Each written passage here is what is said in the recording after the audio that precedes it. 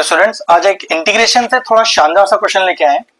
इस तरह के क्वेश्चनों का रेगुलर कोई पैटर्न नहीं है, मतलब ये कोई पर्टिकुलर टाइप को बिलोंग नहीं करते, एक अलग ही क्वेश्चन है।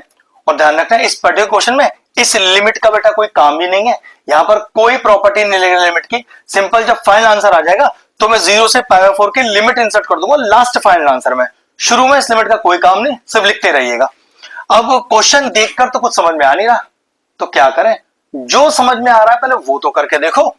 देखो मैं यहां पर sin 2x खोल सकता हूं, ट्रिग्नोमेट्री की आइडेंटिटी है 2 sin x cos x। तो चलो वहीं से स्टार्ट करते हैं, कुछ तो करना ही है ना क्वेश्चन के अंदर।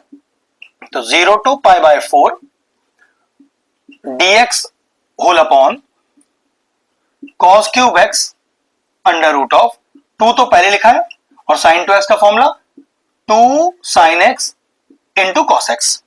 अब 2 2 4 हो गया, 4 क्योंकि अंडर रूट में है तो बाहर आ गया और 2 बन गया। तो I is equal to integration of 0 to π/4 dx whole upon 2 cos cube x under root of sin x into cos x। ठीक है, अब मैं क्या करूं, मैं आपसे बोलूं कि भाई मैं चाहता हूं कि मेरा ये रूट से cos बाहर आ जाए। तो आप कहोगे सर ऐसे थोड़ी ना रूट से cos बाहर आ जाएगा, अगर अंदर cos स्क्वायर होता रूट के तो cos बाहर आ जाता। तो चलो एक काम करते हैं, cos स्क्वायर बना लेते हैं। अब ऐसे cos स्क्वायर कैसे बनाऊं, तो मैं क्या कर रहा हूं, cos x से मल्टीप्लाई भी कर रहा हूं, cos x से डिवाइड भी कर रहा हूं। तो देखो अगला स्टेप, तो I is equal to integration of 0 to π/4 1 upon 2 cos cube x whole under root sin x into cos x। तो लिखा ही है ना, एक cos x से मल्टीप्लाई किया और एक cos x से मैंने डिवाइड भी किया, और dx चेक करो, ये तो हो गया cos स्क्वायर और ये रूट के अंदर हो गया tan x। तो अगला स्टेप देखो, I is equal to integration of 0 to π/4 1 upon 2 cos cube x root of tan x into cos square x और dx। अब ये cos स्क्वायर रूट से बाहर आके cos बन जाएगा, 3 cos पहले से ही है तो 4 cos हो गए आपके पास।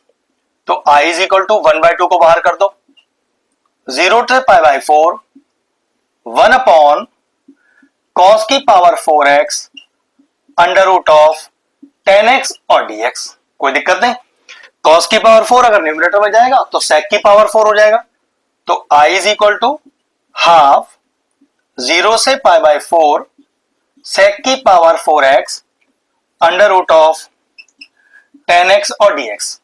अब ध्यान से देखो, tan x का डेरिवेटिव sec स्क्वायर सब्स्टिट्यूशन कर सकता हूं, लेकिन पहले क्या करो, इस sec स्क्वायर को थोड़ा सा स्प्लिट और करते हैं। वो कैसे, दो sec की पावर 4 है ना, तो इसे sec square into sec square लिख सकते हैं।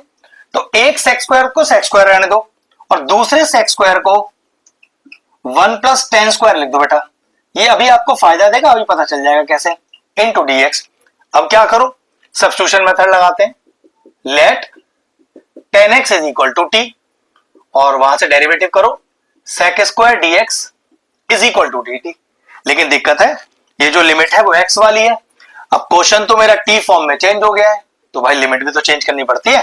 आउट लिमिट चेंज करते हैं, तो मैंने लिया लोअर लिमिट, मैंने लिया अपर लिमिट। अब लोअर लिमिट में tan x को मैंने t तो पुट किया है, लोअर लिमिट 0 पुट करो, तो ये हो गया tan 0। And what is tan 0, tan 0 0 होता है, तो t tends to 0। Upper limit डालते हैं, तो tan x is equal to t और अपर लिमिट कितनी है π/4, तो tan π/4 मतलब tan 45। तो tan 45 क्या होता है 1। तो लो मेरे पास एक नई लिमिट भी आ गई 0 से 1 की। अब अगला स्टेप, तो I इज इक्वल टू, तो हाफ बाहर, लिमिट लिमिट हो गई 0 से 1, 0 से 1 sec square dx, sec square dx भाई वो तो बन गया मेरा t 1 plus tan square, tan को t माना है तो t स्क्वायर और whole under root t।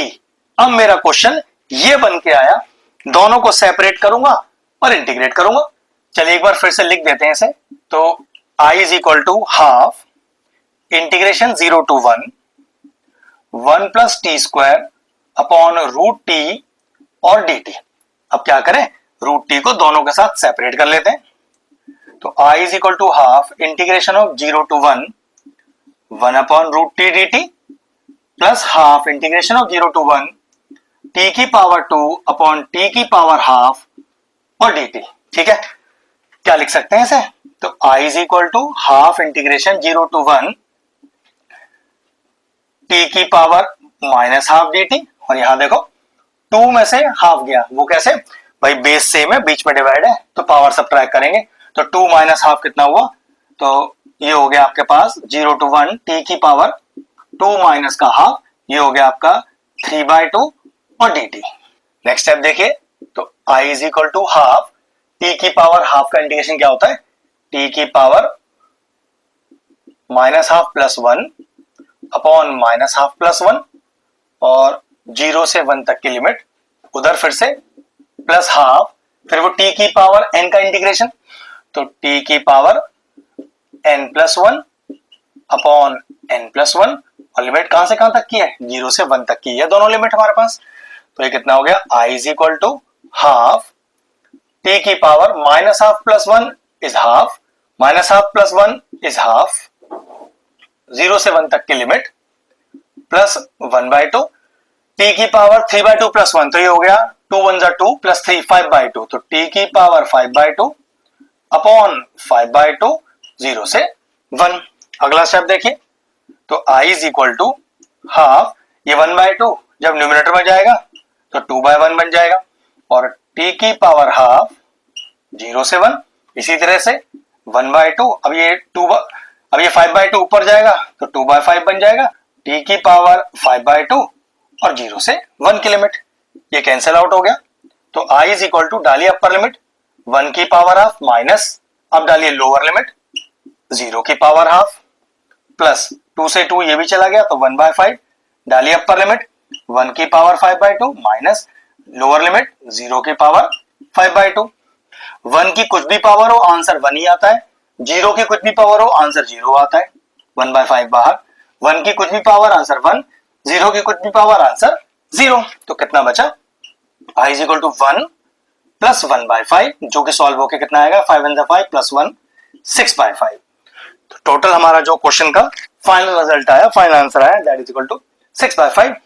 Question बाद में तो एकदम आसान है सॉल्व करना, शुरू की जो ट्रिक है जहां पर मैंने पहले उसे सॉल्व किया, sin 2x खोला, फिर मैंने cos से मल्टीप्लाई डिवाइड किया रूट के अंदर, वो स्टेप आपको थोड़ा ध्यान रखना था, अदरवाइज क्वेश्चन इजीली सॉल्व हो जाएगा। अगर इस तरह के और इंटरेस्टिंग वीडियोस देखना चाहते हैं तो चैनल की प्लेलिस्ट में जाएं, वहां इंटीग्रेशन चैप्टर की सेपरेट प्लेलिस्ट बनी हुई है, वो प्लेलिस्ट में एंड स्क्रीन में डाल दूंगा, और सारे इंपॉर्टेंट चैप्टर्स की प्लेलिस्ट के साथ जाकर भी चेक कर लीजिएगा। एक शानदार सा बेहतरीन क्वेश्चन फिनिश हुआ, वीडियो फिनिश करते हैं।